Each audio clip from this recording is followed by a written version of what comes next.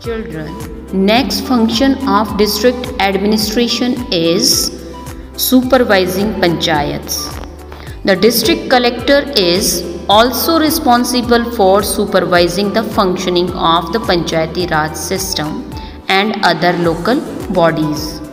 He or she makes arrangements for elections to these bodies conducted by the State Election Commission and reports to the state government if they are not functioning properly. The district collector also has the power to dissolve them at the instructions of the state government. Next is providing relief work. The people of a district might be affected by natural disasters like floods, earthquakes, volcanic eruptions, droughts, epidemics, etc., or man-made disasters like fire and vehicular accidents. In case of a disaster like these, the concerned district administration forms disaster management team and does whatever it can to provide relief to the people. If the calamity is too big for it to handle single-handedly, then it seeks the help of surrounding districts or state or central government.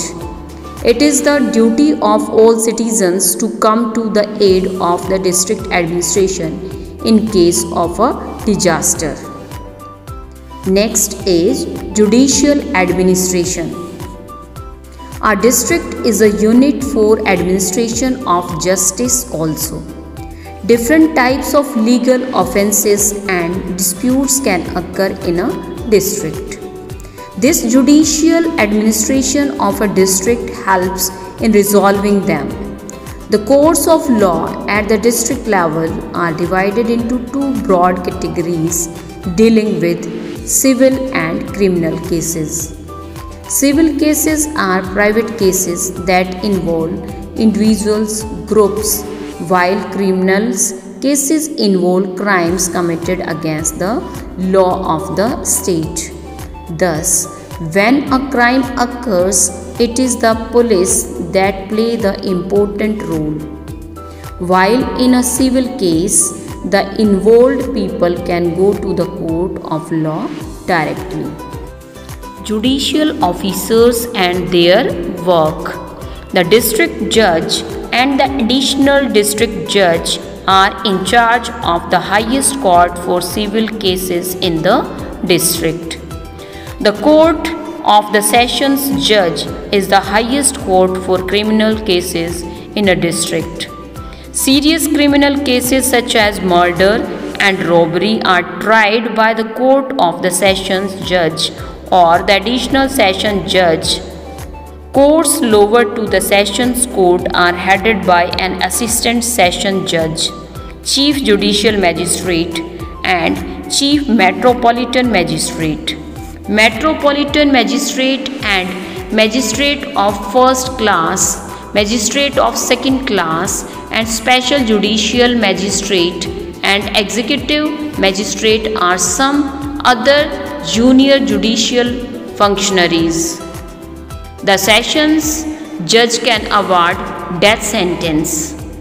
The chief judicial magistrate can award a sentence up to 7 years of imprisonment.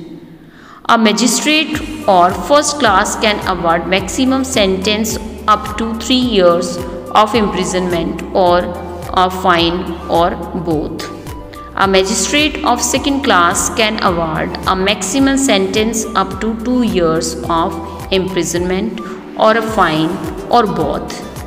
The amount of fine depends on the nature of the crime as well as the powers of the judge.